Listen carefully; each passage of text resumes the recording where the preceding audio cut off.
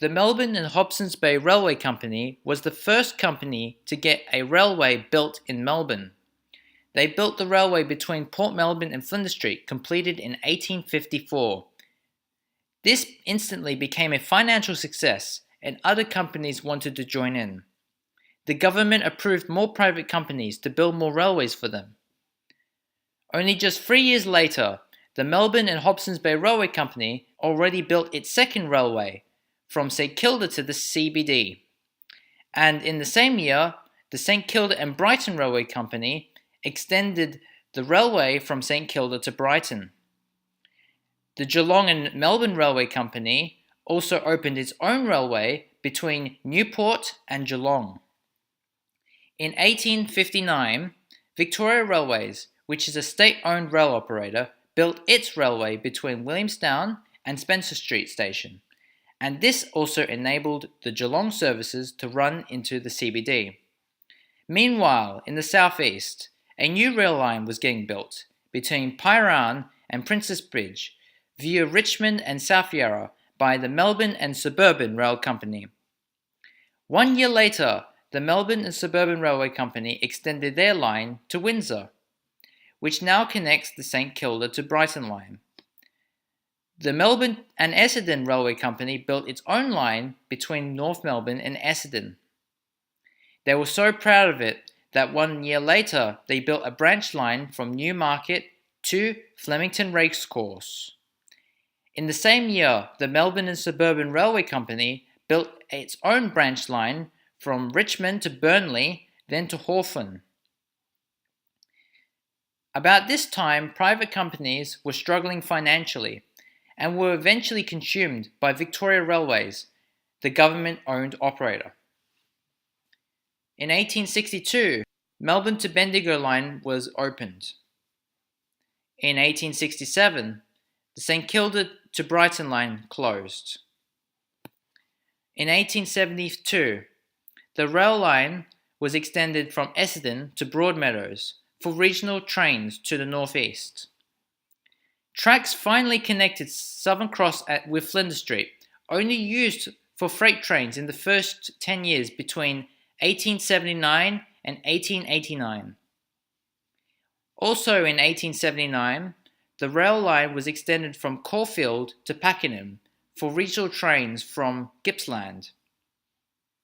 In 1881, the Frankston Line was starting to get built, and the first section to open was between Caulfield and Mordialloc. In 1882, the Frankston Line was completed. And also in 1882, the line from Hawthorn was extended to Camberwell.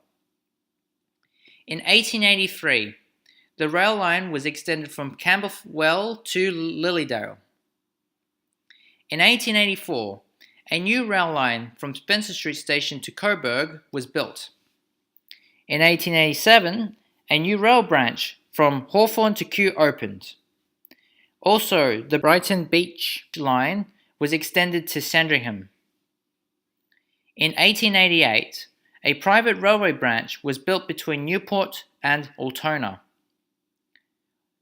A branch to Heidelberg and the beginning of the Inner Circle line began to emerge. The railway was also extended from Frankston to Baxter in the same year. In 1889, a rail extension from Baxter to Stony Point was built. Also, a railway from Baxter to Mornington was built. A rail branch from Ringwood to Upper Ventry Gully was opened, and also an extension from Coburg to Somerton was built. As well as that, Melbourne to Ballarat direct line was built. Originally used to go through Geelong. Lilydale line was extended to Healesville, and also a new rail branch opened to Whittlesea. In 1890, the Altona branch closed. The Outer Circle line opened between Oakley and Fairfield. This was planned to be used by Gippsland services to Southern Cross. This was never utilised as a direct route was opened earlier. In 1892, the South Gippsland Railway was opened. In 1893, Parts of the Outer Circle line was closed due to a lack of patronage. The first section to be closed on the Outer Circle line was between Fairfield and Riversdale. In 1895, a new rail branch was built from Burnley to Darling. In 1897, the last sections of the Outer Circle began to close. In 1899, the Outer Circle section between Camberwell and Ashburton reopened again. In 1900, a shuttle service was provided on the reopened section of the Outer Circle line between East Camberwell and Deep Dean. Also, in the same year, a narrow gauge line opened between Upper Fentry Gully and Gembrook. In 1901, a new direct rail link opened between Victoria Park and Princess Bridge, allowing the Hurstbridge line direct access to the CBD. Also, a new rail branch was built between Lilydale and Warburton. In 1902, the Heidelberg line was extended to Eltham. In 1912, this was extended all the way to Hurstbridge. In 1917, the rail branch to Altona reopened. In 1919, electrification was delayed due to World War I, with only the Essendon and Sandringham lines being electrified. In 1920, electrification happened on the Burnley to Darling line, the Faulkner line, the branch to Altona, and the Williamsdale line. In 1921, a rail branch was built between Burton and Red Hill. Next up for electrification was Broadmeadows, Reservoir, St Albans, and the Heidelberg lines. Also, the Inner Circle line was electrified too. In 1922, the Ringwood, Dandenong, and Frankston lines were next to be electrified. Electrification had been extended out to Eltham in 1923. In 1924, the Ashburton line was electrified. In 1925, the Lilydale line was finally electrified, as well as Upper Fentry Gully. In 1926, finally the whole Hurstbridge line has been electrified. 1 year later, the section between East Camberwell and Deep Dean was closed. In 1929, electrification was extended out to Thomastown. The Darling line got extended out to Glen Waverley in 1930. In 1948, the Ashburton line was extended out to Alamein. Also, the Inner Circle line was closed to passengers.